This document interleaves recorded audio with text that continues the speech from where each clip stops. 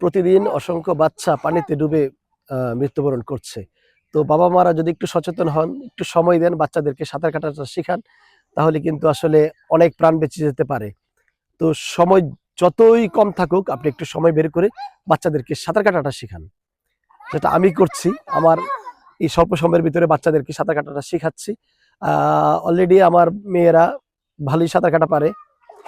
ছোট মেয়েটা কম পারতো, এবার বিদেশ থেকে এসে কিন্তু ওকে ভালোভাবেই সাঁতার কাটাটা শিখিয়েছি। তো সবাই ভালো থাকবেন, আর বাচ্চাদেরকে সময় দেন এবং সাঁতার কাটা শেখান।